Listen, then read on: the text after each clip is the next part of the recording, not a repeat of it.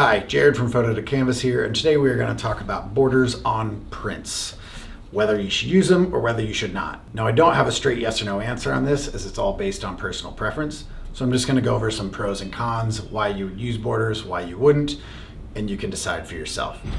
Now, if you order prints from me, they will come with borders on anything over 11 by 14. I'm happy to remove these borders if you would like, so just leave it in the notes in the order process, and I will cut them off. So this is a print by the wonderfully talented Andrea Matthews. You can see there is a white border around the ink. So the actual area of ink is smaller than the size of the paper. Now there's two kinds of borders. There's your border within the image, or there's your border outside.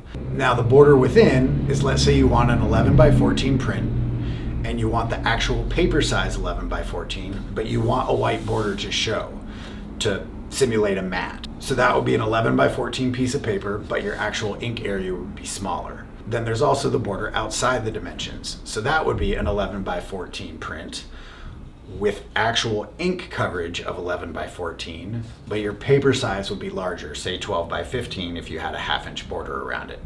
The other thing you should know about is matting. Now, matting is a paper, generally white, that is a thick cardboard that often goes in a frame around a picture to go between the edge of the frame and the image, much like that. So the most common thing that you're going to need to decide this for is whether or not you're using a standard size frame. Framing is really expensive, so a lot of people like to order frames from IKEA, from Amazon, places like that, and then just get the print, pop it in, and you're done. Then you don't have to take it to a custom framing shop. Now, I personally am not a big fan of an image in a frame without a border, without a mat or a white border. So if you don't want to take on the extra cost of a mat, you can print just a white border. So let's say you buy a 12 by 18 frame, you don't want to buy a mat. The frame doesn't come with a mat, but you want it to have that look to it. You can specify with me to have your white border within 12 by 18. So your paper size will be 12 by 18, but the actual print size will be smaller. That way your paper fits right into your frame, you get the look you want.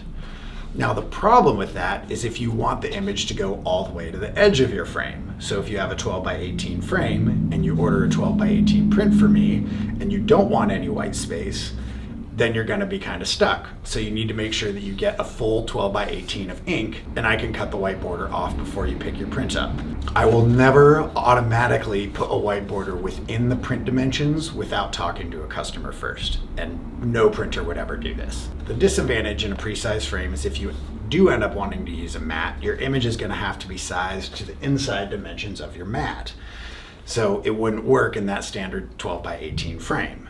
But if you buy a frame that has a mat pre-cut for 12 by 18, then the border actually works great if it's outside the dimensions, because that way the border is hidden by your mat, but it gives you some extra paper for handling and in case you want to use photo corners or something like that to hold your print into the frame. If you use a mat, those photo corners occasionally can be visible right up there, so it's helpful to have a border because it pushes the corners further behind the mat. So now with smaller prints like 8 by 10s or 11 by 14s, people are pretty much always going to buy these for standard size frames.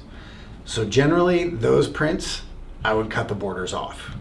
You also want them to be able to fit in a standard clear bag photo sleeve if you're selling your prints at art shows or something like that. So you're going to want your 8 by 10 to actually be 8 by 10. And you don't want your customer to buy a print and have to have that white border unless it's an artistic decision that you want. If you want your prints presented with a white border regardless, then by all means make an 8 by 10 with a white border in that 8 by 10 dimensions. And if your customers don't like it, they will move on. Or they can specially request to have it full size. Now, as far as having your borders outside of the dimensions, that can be helpful too. One of the big ones is just fingerprints. This is a fine art cotton rag paper. It's the most expensive paper I sell, and it's matte finish. There's no coating on it. It fingerprints very easily. It smudges.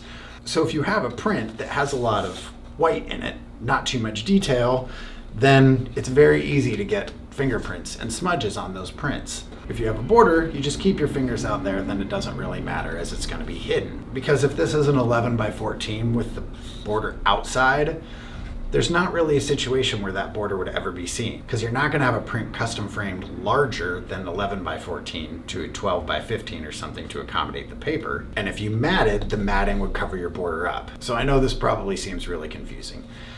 The two ways to really approach this is, are you buying the print or are you selling the print? If you're buying the print, pick your frame first.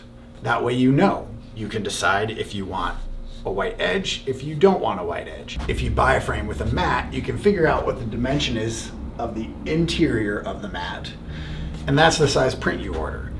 And then if there's a border, it doesn't matter, it's behind your mat. If you buy a standard frame and you don't want the border, ask your printer to cut it off. If you buy a standard size frame and you want a visible border and no mat, simply ask them for that. Now, it's a little bit tougher if you're selling the prints. I sell a lot of my photographs on Etsy. As a printer, my prints generally come out with a border on, and I like to sign in the border, so I'm not a big fan of shipping my prints without borders. Now, I've had some customers complain, hey, I just bought this large print and now I have to cut the border off with, I don't want to take a pair of scissors to a several $100 print. So I specifically put in my product descriptions on my Etsy page, this will come with a border. If you don't want it, just simply ask and I'll cut it off. Unfortunately, a lot of people don't read the descriptions, but you can't please everybody. So this is just a decision that you need to make as an artist. I print for several artists that put their borders within the dimensions, as they want their customers to be able to use a standard size frame, but they don't like the look of their print without a white border around it, regardless of what the customer wants. An artist is allowed to make that decision. So that, I think, is your best approach. If you're a seller, think about your clients, think about what they would want. If you're buying, just make sure you get your frame first, then you'll know exactly what you need. As I said, I know this can be kind of confusing, so feel free to ask questions and I'll be happy to answer in the comments below. I hope this video was helpful. If it was, please give it a thumbs up and subscribe to the channel, and have a great day.